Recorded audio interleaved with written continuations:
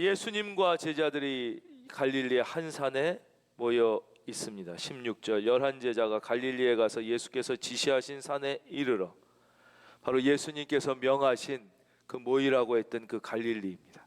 근데 16절에서 우리 눈에 띄게 우리가 발견하게 되는 것이 바로 첫 구절의 말씀입니다.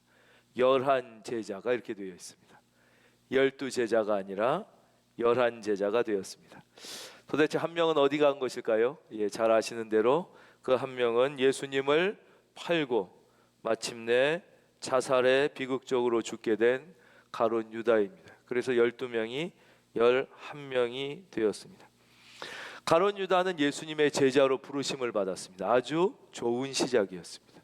제자 중에서도 12사도이니까 엄청난 축복으로 시작했습니다. 근데 문제는 마지막이 나빴습니다. 처음은 좋았으나 끝이 비참했습니다. 많은 사람들이 이런 인생을 사는 사람들을 보게 됩니다. 시작은 좋았으나 끝이 비참한 인생. 젊은 날은 괜찮았으나 나이 들어 노년이 비참한 인생들이 있습니다. 이 시간 먼저 축복하고 말씀을 계속하겠습니다. 우리 하나님 앞에 서신 모든 분들은 마지막이 더 좋은 인생이 되시기를 주님의 이름으로 축원합니다. 도대체 왜 가룟 유다는 처음은 좋았는데 끝을 잘못 맺은 사람이 됐을까요? 그 첫째 이유는 교만 때문입니다. 그는 3년 동안 예수님을 따라다니고 예수님의 말씀을 듣고 예수님의 가르침을 받고 예수님의 행동을 보았지만 늘 자기 나름의 생각이 따로 있었습니다. 그래서 그는 예수님의 말씀 가운데도 자기가 동의되지 않는 부분은 자기만의 고집을 끝까지 가졌습니다. 예수님의 행동에도 순종하지 않고 동의되지 않는 부분은 자기 나름대로의 삶에 자기 방법을 끝까지 고집했습니다. 이것을 교만이라고 합니다. 주님의 말씀이라도 하나님의 말씀이라도 온전히 동의하지 않는 것, 이것이 교만입니다. 원래 사탄은 교만의 영입니다. 그래서 모든 교만한 자의 마음속에는 그 배후에 사탄이 있다는 것을 꼭 기억해야 합니다. 가룟 유다의 삶을 보면 우리가 금방 발견할 수 있습니다. 그는 언제나 자기 생각이 있었습니다. 그것이 교만입니다. 두 번째로 그랬기 때문에 가룟 유다는 그의 생애가 계속 냉소적이고 비판적이었습니다. 본인은 그것이 객관적이라고 생각했지만 그것은 객관적이 아닙니다. 늘 아웃사이더, 한 발 비껴서 주님의 사역에 자기가 함께 기쁨으로 눈물로 동참하는 게 아니라 늘 한 발 비껴서 주님의 사역을 제3자의 눈으로 관찰했습니다. 그래서 그는 늘 냉소적이었고 비판적이었습니다. 그러니 자연스럽게 그런 사람의 인생은 부정적이 됩니다. 냉소적이고 비판적인데 긍정적인 인생은 존재하지 않습니다. 그래서 가룟 유다는 두 번째 늘 부정적이었습니다. 성경은 우리가 어떻게 인생 가운데 하나님의 뜻을 이루고 사느냐를 분명히 말씀해 주시죠. 항상 기뻐하라, 쉬지 말고 기도하라, 범사에 감사하라. 이는 그리스도 예수 안에서 너희를 향하신, 우리를 향하신 하나님의 뜻. 근데 가룟 유다의 생각을 보면 늘 비판적이고 냉소적이었고 부정적이었기 때문에 당연히 항상 기뻐할 수 없었죠. 자기 생각이 늘 있고 자기 판단이 있으니까 늘 하나님의 뜻을 묻는, 쉬지 않고 기도할 수 없었죠. 그러니까 언제나 불만이 있고 불평이 있으니까 범사에 감사하는 삶이 되지 못했습니다. 이것이 두 번째 이유입니다. 세 번째 중요한 이유는 가룟 유다가 야망의 사람이었다는 것입니다. 그는 욕망이 있었습니다. 그는 인간적 욕심이 있었습니다. 말은 정의롭게 합니다. 말은 합리적입니다. 이 비싼 걸 팔아서 가난한 사람을 위하여 써야지 왜 엿다 쓰냐? 말은 맞습니다. 그러나 그 마음 동기의 중앙에는 욕망이 있습니다. 자기의 욕심이 있습니다. 순수한 것이 아니었습니다. 그래서 성경은 그를 도적이라고 합니다. 그의 관심이 어디에 있었습니까? 돈꾀에 있었습니다. 마침내 3년이 지난 후 그는 예수님의 생각이 자기의 생각과 결정적으로 완전히 다르다는 것을 깨닫게 되자 어떻게 했습니까? 돈, 은 30에 예수님을 팔아먹게 되었습니다. 그는 인간적 야망을 가지고 예수님을 따랐기 때문에 시작은 좋았으나 마지막이 비참한 인생이 된 것입니다. 우리가 이 16절에서 발견하는 또 하나의 아주 중요한 사실은 열한 제자가 갈릴리에 가서 예수께서 지시하신 산에 이르러, 지난 시간에 말씀드린 대로 예수님께서 이 열한 제자를 예루살렘이 아니라 갈릴리로 부르셨다는 것이죠. 갈릴리는 지난 시간에 말씀드린 대로 바로 첫사랑의 장소입니다. 한번 같이 할까요? 첫사랑의 장소. 그렇죠. 거기서 제자들은 예수님을 만났고 예수님과 함께 먹고 자고 말씀을 들으며 함께 웃고 함께 울었습니다. 거기서 그들은 예수님의 사랑을 어마어마하게 받았죠. 그런데 문제는 그들이 결국 실패했잖아요. 다 배신자가 됐어요. 십자가를 등지고 도망가고 다 도망자가 되고 결국 실패자가 됐는데, 예수님께서는 그들을 그 처음 만났던 그 장소, 첫사랑의 그 장소로 다시 부르셔서 그들에게 새로운 기회, 즉 이 새로운 기회는 언제 일어나느냐, 한번 같이 할까요? 새로운 만남을 통해. 여러분 모태신앙이십니까? 예수를 평생 믿었습니까? 오늘 그 예수님을 새롭게 만나는 은혜가 있을지어다. 바로 그 갈릴리, 자기의 고향이었어요. 그러나 거기서 다시 그들은 부활하신 주님을 새롭게 만남으로 예수님이 주시는 또 한 번의 기회, 회복의 기회, 축복의 기회를 가질 수 있었습니다. 그러니까 이제 제자들이 다 예수님을 만나서 구원을 받지요. 그것을 이제 우리는 구원을 위한 부름이라고 그래요. 그러니까 예배자들은 다 구원을 위한 부름을 받았는데 여기서 끝나면 안 돼요. 그러면 무능한 예수님을 경험하게 되는 거예요. 우리가 그렇게 오래 교회를 다니고 그렇게 많이 예배를 드리고 그렇게 많이 기도를 했는데 내 성격 하나 바꾸지 못하는 예수님, 내 가정 하나 변화시키지 못하는 예수님, 왜 이렇게 우리가 믿는 예수가 무능력한 것입니까? 내 인생 하나 변화시키지 못하는 예수님, 내 자녀 하나, 기적 하나 일으키지 못하는 예수님, 왜 그런 줄 아십니까? 그것이 바로 우리가 부활하신 예수님을 새롭게 만나는 사명의 부름을 받지 못하고 그냥 예수 믿고 구원받아 죽어 천당까지 가는 첫 번째 부름에만 주저앉아 있기 때문에 그래요. 여러분 인생에 새롭게 예수님을 만나는 사명의 만남이 있기를 주의 이름으로 축원합니다. 우리 예수님은 무능한 예수님이 아니에요. 내 성격 하나 바꿀 수 없는 예수님, 내 자녀 하나 바꿀 수 없는 예수님, 내 가정에 기적 하나 일으킬 수 없는 죽은 예수님이 아니라 살아 역사하시며 인간의 생 전체를 송두리째 바꿀 수 있는, 믿으시는 분은 아멘. 그 능력의 하나님, 우리가 능력의 예수님을 경험하지 못하는 이유는 바로 우리가 첫 번째 구원의 예수님을 만났는데 다시 그 첫사랑의 장소에서 두 번째 새로운 만남, 사명의 부름의 만남을 경험하지 못했기 때문입니다. 예수님은 다시 제자들을 부르셔서 부활한 주님을 만나게 하셨고 그들에게 사명의 부름을 주십니다. 다시 갈릴리에서 만나자. 그래서 믿음에는요, 제2의 만남이 필요한 거예요. 제2의 부름이 필요한 거예요. 그러니까 예전에 만났던 그 첫사랑의 만남, 그것을 기억하면서 그 장소에서, 그래서 오늘 우리가 처음 부른 찬양이 내 주의 보혈은 정하고 정하다, 이 찬양, 저는 첫사랑의 찬양이라고 생각합니다. 우리 다 그 옛날에 이 찬양 부르면서 은혜 무지무지하게 받으셨잖아요. 그래서 이 찬송 고를 때 우리가 고민을 많이 합니다. 왜냐하면 부르고 싶은 찬양이 너무 많거든요. 1시간 내내 불러야 되는데 우리가 부를 수 있는 시간이 얼마 안 되니까 고민해서 오늘은 첫 곡은 첫사랑을 다시 회복할 수 있는 찬양을 기도하며 선택했어요. 내 주의 보혈은, 우리 사랑하는 성도님들께서 다시 그 첫사랑의 장소에서 첫 찬송이 회복되고 첫 기도가 회복되고 새로운 만남이 있기를 다시 한번 주님의 이름으로 축원합니다. 그러면 이 새로운 만남이 있었던 갈릴리에서 제자들은 어떠한 경험을 합니까? 17절에 그 내용이 나와 있습니다. 예수를 배웁고 경배하나 아직도 의심하는 사람들이 있더라. 첫 번째는 당연히 부활하신 예수님을 만난 사건이죠. 지금까지 제가 부활 예수를 만나야 된다, 새로운 만남이 필요하다고 말씀드렸어요. 예수를 만나는 사건, 즉 부활 예수를 만나는 사건보다 더 중요한 사건은 우리의 인생에 없어요. 먹고 사는 것보다, 일하고 결혼하고 학교 가는 것보다 훨씬 더 중요한 게 부활하신 예수님을 만나는 사건이에요. 이거보다 중요한 게 없어요. 봉사하는 것보다, 우리 찬양대 한번 따라하겠습니다. 봉사하는 것보다 예수를 만나는 사건, 이게 훨씬 중요한 거예요. 우리가 부활하신 예수님을 만나지 않고도 얼마든지 찬양대 할 수 있어요. 그러나 찬양대로 봉사하는 것보다 훨씬 중요한 게 부활하신 예수님을 만나야 돼.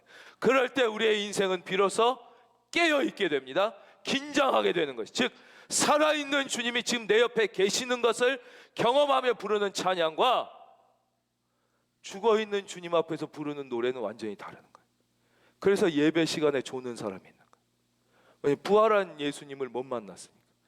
이게 이제 한국 교회, 한국 성도님들이 가지고 있는, 물론 너무 피곤해서 예수님 앞에 있어도 좋을 수도 있겠지만, 많은 경우는 영적인 긴장, 살아계신 주님을 만나는 경험이 없었기 때문에 우리가 이제 이 긴장감이 빠져. 여러분, 긴장감이 사라진 것은 신앙이 아니에요. 그것은 죽은 교리예요. 우리는 이제 예수님을 안 믿을 때 다 우리나라 전통이 있잖아요. 제사 전통이 있어요. 이것이 종교가 있든 없든 우리나라 사람들은 조상님에게 제사를 했다고 해요. 무슨 추석이나. 근데 조상은 뭐예요? 죽은 사람이잖아요. 그러니까 제사는 뭐예요? 지금 살아있는 게 아니라 죽은 사람에게 드리는 게 제사예요. 근데 이 문화가 예수 믿고도 우리나라 사람들의 DNA에 아직 어느 정도 살아있는 거예요. 그래서 예배를 어떻게 생각하느냐?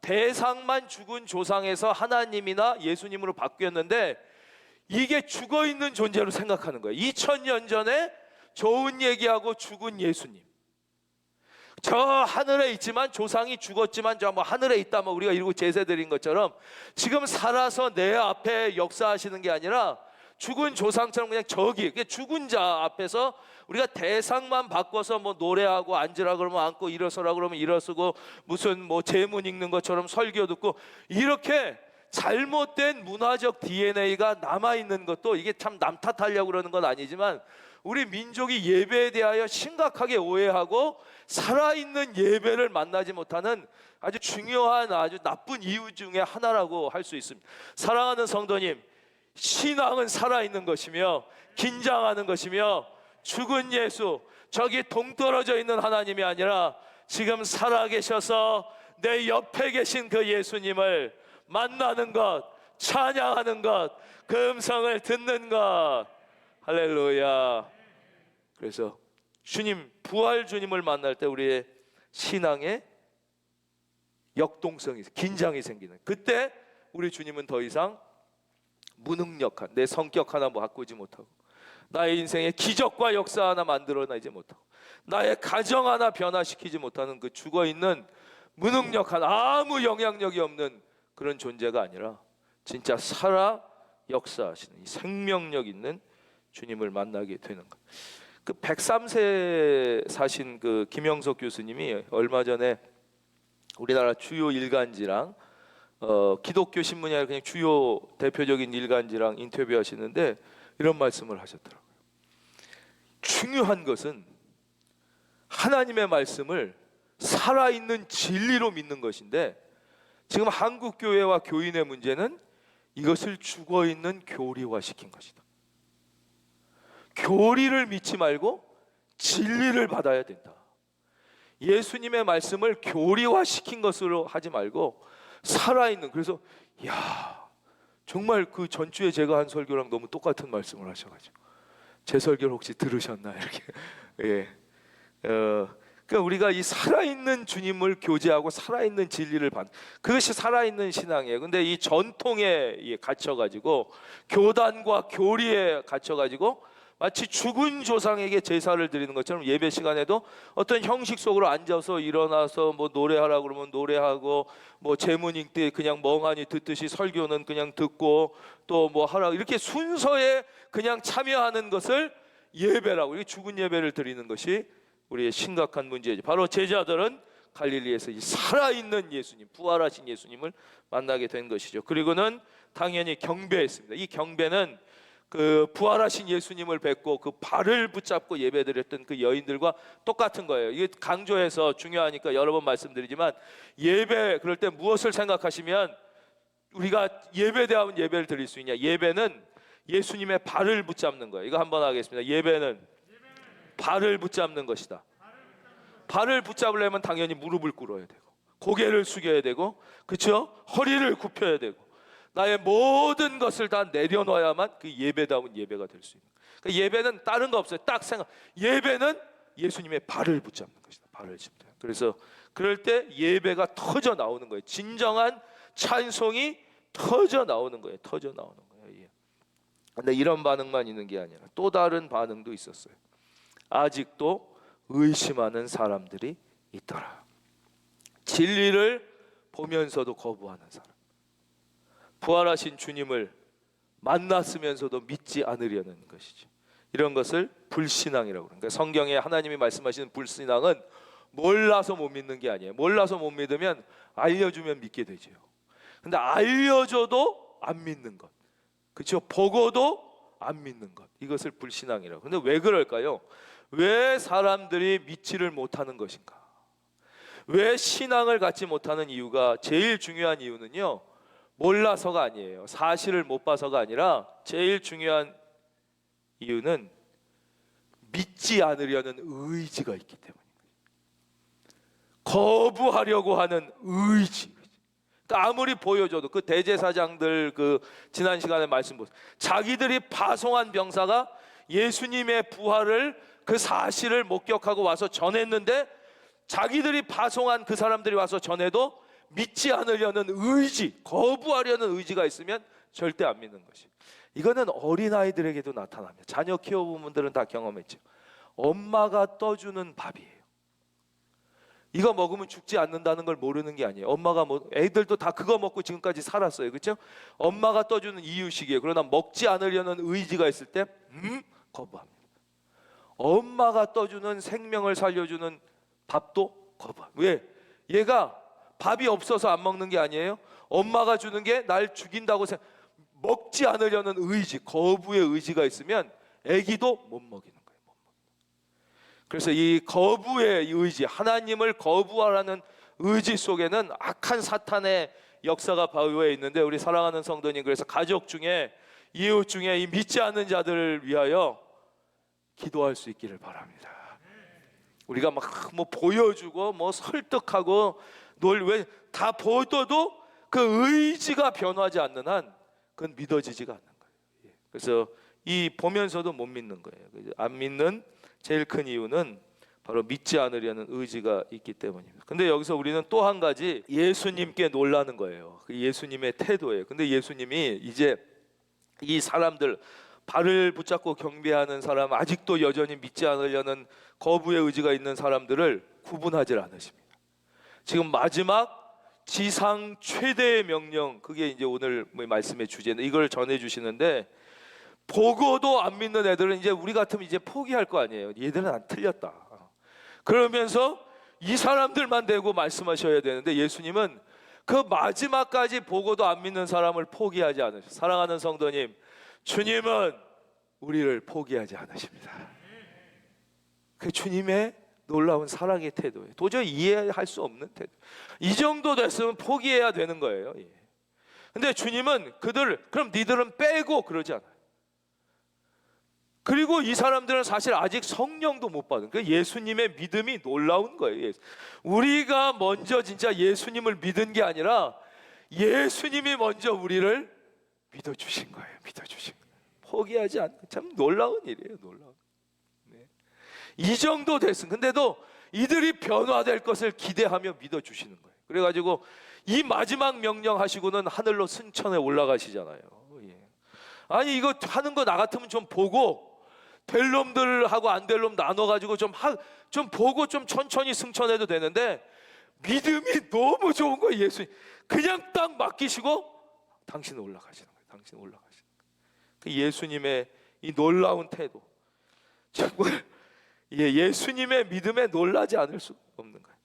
그러면서 이제 예수님께서 그럼 주신 말씀이 세 가지 메시지가 여기 나와요. 그 첫째 메시지는 18절에 있습니다.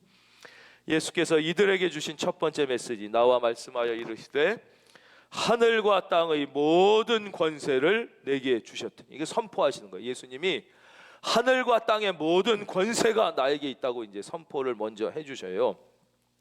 확신과 위로와 자신감을 주시는 건데, 이것을 이제 해석 이해하는 것은 두 길이 있습니다. 첫째는 예수님께서 십자가에 죽으시기 전까지 예수님은 땅의 권세를 다 가지고 계셨지만 아직 하늘의 권세는 갖지 못하셨다는 이해가 있어요. 그렇게 해석하는 부분이 있어요. 그래서 이제 십자가에서 죽으시고 이제 죽음을 이기시고 부활하심으로 땅의 권세뿐만 아니라 하늘의 모든 권세를 다 갖게 되셨기 때문에 이것을 선포하는 것이다. 또 다른 해석은 전 이게 더 좋은 이해라고 생각합니다. 이거보다는 예수님께서 이제 역사 가운데 파입해 들어오셨어요. 우리 인간의 죄를 대신하여 지시고 그래서 감당하시기 위해서는 완전한 인간이 되실 수밖에 없었기 때문에 역사 속으로 들어오십니다. 그래서 예수님은 완전한 하나님이시지만 인간의 육체를 입고 계시는 동안에는 시간과 공간의 제약을 받으실 수밖에 없어요. 왜냐하면 몸이 있으시니까. 예루살렘에 계실 때는 갈릴리엔 못 계시는 거예요. 이스라엘에 계실 때는 대한민국엔 계실 수가 없죠. 그죠? 예. 그리고 시간, 역사 속에 들어와 계셨기 때문에 2000년 전엔 계셨지만 그 자리에 그 시간 속에 같이 계시는 거예요. 그렇죠? 예. 그러나 이제 완전히 죽음을 이기시고 부활하셔서 원래 그 하나님 되심을 회복하셨기 때문에 이제 예수님은 시간과 공간의 제약을 받지 않은, 예루살렘과 갈릴리와 한국과 과거와 현재와 미래에 공시간적으로 공공간적으로 동시에 완전하게 존재하시는 하나님이 되셨기 때문에 예수님께서 그 불가능이 없는 전능하신 하나님, 내가 하늘과 땅의 모든 권세를 믿으시면 아멘, 이렇게 이해하는 것이 더 좋은 이해예요. 근데 어떻게 이해하든 이 말씀의 핵심은 지금 예수님은 하늘과 땅의 모든 권세를 다 가지셨다는 것이에요. 예. 그러시면서 드디어 19절과 20절 초반까지인데 이것은 우리가 다 같이 읽겠습니다. 우리 혹시 가정의 소파에 앉아 계시는 분도 긴장하시고, 우리가 눈을 크게 뜨고, 이 말씀이 지상 최대의 명령이라고, 그래서 인간들은 이 말씀에 별명을 붙였어요. 성경 어디에도 이 별명이 붙어져 있는 구절은 이 말씀 말고는 없어요. 너무 위대한 마지막 예수님의 최대의 명령이라 인간들이 이 구절에 별명을 붙였는데 그게 뭐냐? 지상 최대의 명령. 그래서 줄여서 이것을 예수님의 지상명령이라고, 이런 말씀 들어보셨죠? 예. 그거니까 이 말씀은 19절과 28절 중간 볼지어다까지 우리가 읽을 텐데요, 우리가 한 마음으로 그러므로부터 시작. 그러므로 너희는 가서 모든 민족을 제자로 삼아 아버지와 아들과 성령의 이름으로 세례를 베풀고 내가 너희에게 분부한 모든 것을 가르쳐 지키게 하라. 이것을 그래서 지상 최대의 명령이라고. 다른 데는, 근데 이 지상 최대의 명령을 이해하기 위해서 성경에 나타난 하나님의 3대 명령을 우리가 좀 먼저 배워볼 필요가 있어요. 성경에는 전체 중요한 하나님의 인간을 향한 3가지 명령이 있습니다. 이것을 성경의 3대 명령이라고 그러는데요, 첫 번째 명령은 바로 문화 명령이에요. 그것은 창세기 1장 28절에, 시간이 없으니까 화면 보겠습니다. 하나님이 그들에게 복을 주시며 하나님이 그들에게 이르시되 생육하고 번성하여 땅에 충만하라. 땅을 정복하라. 바다의 물고기와 하늘의 새와 땅에 움직이는 모든 생물을 다스리라 하시니라. 이것이 하나님의 첫 번째 인간에게 주신 명령이에요. 생육하고 번성해서 땅에 충만하고 모든 것을 다스려야 되는 것이. 하나님께서 모든 우주와 천하 만물, 동물들과 식물들을 다 창조하셨어요. 그리고 창조하실 때마다 다 좋아하셨어요. 그래서 태양 만들고도 성경에 뭐라고 써있냐? 좋았더라. 동물 만들고도 참 좋았더라. 뭐 만들고도 좋았더라 그래. 그럼 마지막에 인간을 창조하십니다. 하나님의 형상을 따라 인간을 만드신 다음에 뭐라고 그러시냐면 좋았더라가 아니라 심히 좋았더라 그래. 심히 좋았더라 이렇게 말씀하시고, 인간에게 주신 첫 번째 명령이 생육하고 번성하여 땅에 충만하라. 그래서 우리는 이 첫 번째 명령을 지켜야 되는 거예요. 인간은 생육해야 돼요. 그래서 동성연애 하는 분들도 그냥 볼 때도 자연스럽진 않잖아요. 그게 억지스럽죠. 부자연스럽죠. 근데 큰 하나님의 첫째 명령에 이것은 저항하는 거예요. 생육해야 되는데 남자들끼리 어떻게 생육할 수가 있게요? 두 번째 명령이 요한복음에 나와 있는데 이것이 생활 명령입니다. 새 계명을 너희에게 주노니 서로 사랑하라. 우리 이 말씀만 한번 다 같이 하겠습니다. 서로 사랑하라. 그렇죠? 내가 너희를 사랑한 것 같이 너희도 서로. 이건 아주 기독교의 핵심 진리이며 핵심 가르침이며 이것이 하나님이 우리에게 주신 두 번째. 그러니까 인간들은 어떻게 살아야 되냐? 서로 사랑하며 살게 돼 있어요. 그런데 우리가 죄에 빠져서 하나님을 거부하면서 어떻게 됐어요? 서로 사랑하는 게 생존의 기본 방식이 아니라 어떻게 살아요? 서로 경쟁하는 게 생존의 첫째 방식이에요. 그래서 사는 게 힘든 거예요. 사는 게 긴장되고 피곤하고 괴로운 게 서로 사랑이 기본이 아니라 경쟁이 기본이에요. 경쟁이 기본이 되니까 어떻게 됐어요? 경쟁을 넘어서 인생이 전쟁이 돼요. 그러니까 이게 완전 잘못된 것이. 이게 어디서부터 되냐? 첫째, 우리가 서로 사랑하라는 명령을 죄가 들어옴으로 망각해서 이 인간의 이 생활 명령인 사랑, 서로 사랑이 서로 경쟁으로 변질되고 서로 경쟁이 서로 싸움과 전쟁이 돼가지고 이 지옥 같은 세상이 된 것이죠. 우리 그리스도인들에게 주님이 주신 이 두 번째 명령이 회복되기를 바랍니다.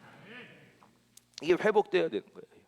바로 이 첫 번째 명령과 두 번째 명령의 완성이 바로 오늘 주신 이 선교 명령인 거예요.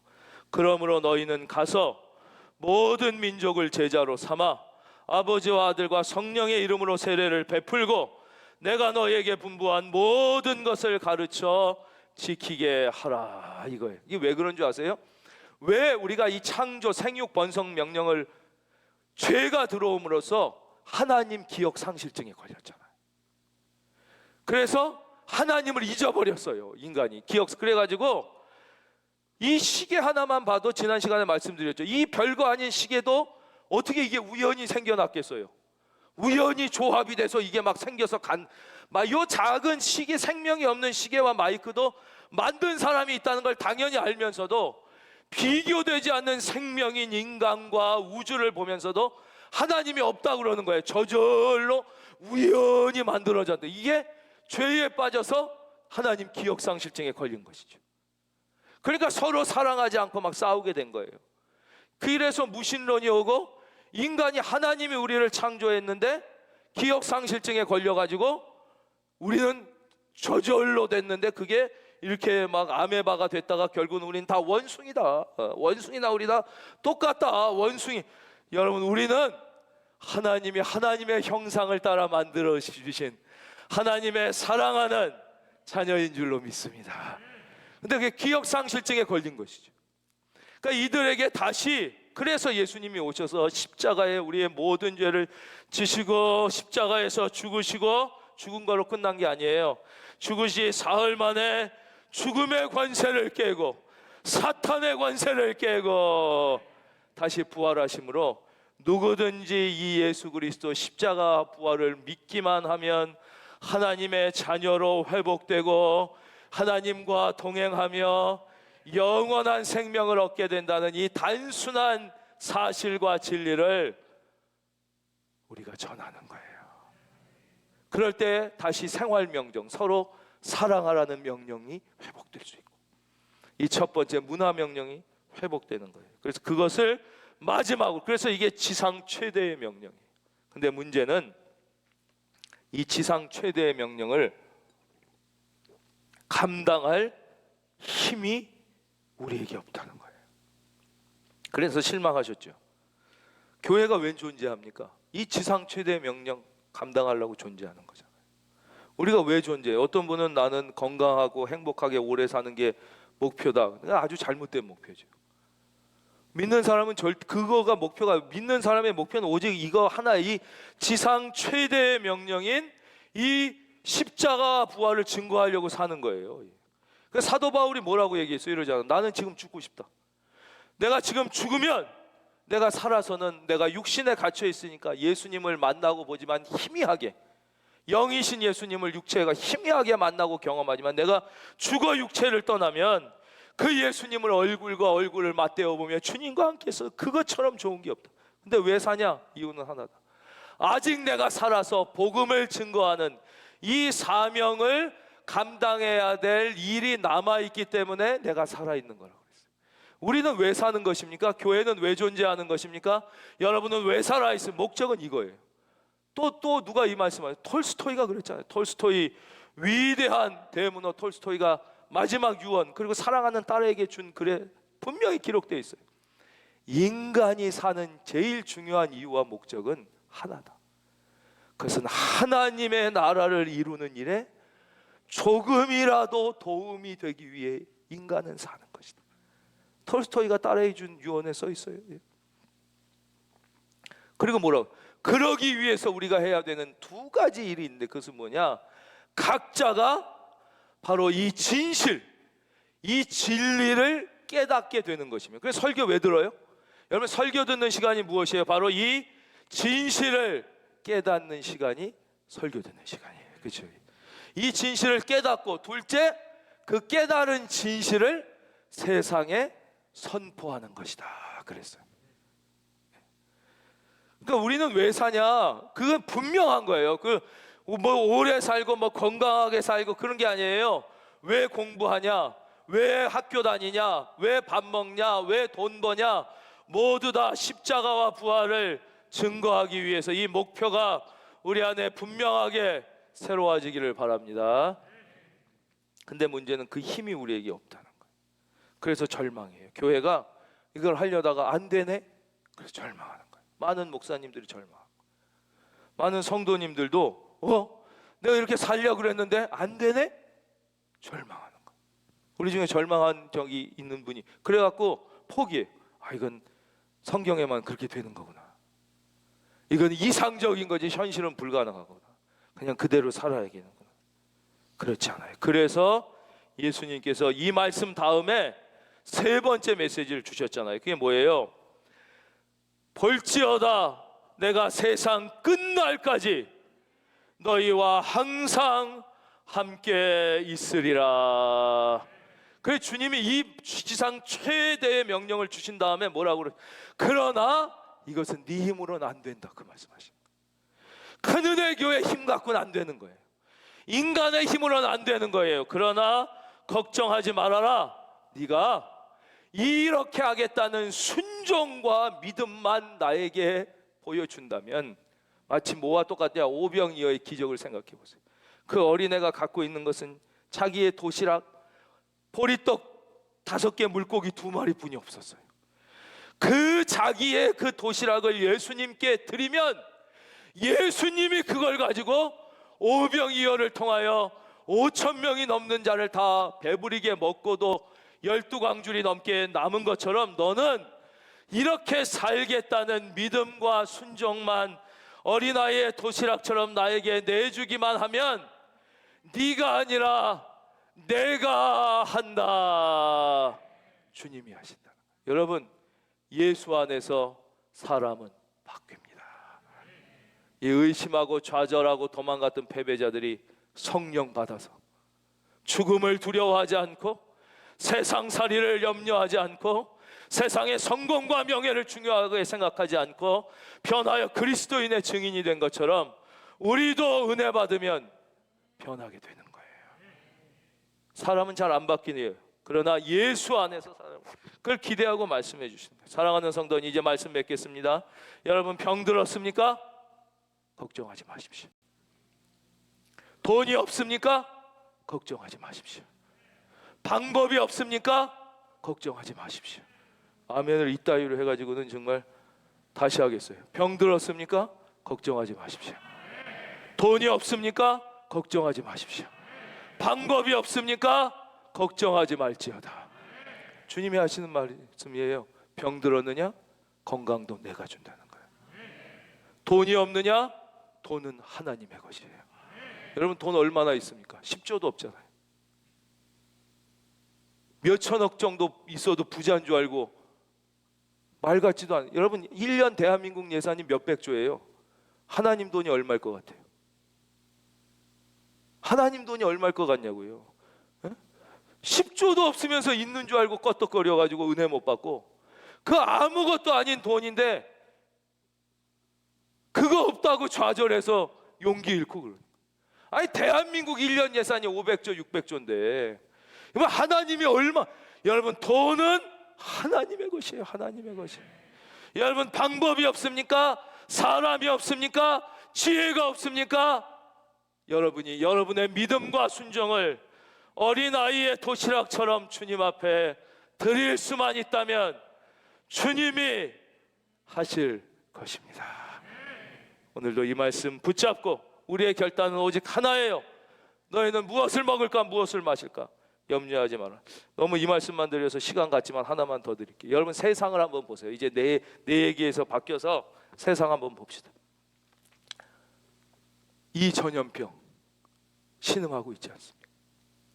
죽어가고 있지 않습니까? 저 극한 전쟁의 소식, 저 무너지는 도덕과 가정, 이 암흑 같은 세계, 여러분 인간의 지혜와 방법으로 이게 해결될 것 같습니까? 오직 예수 그리스도의 이 십자가 최후 명령을 통해 하나님의 문화 명령과 생활 명령이 다시 회복될 때만 이 신음하는 지구, 이 신음하는 대한민국 다시 살아나게 될 것입니다.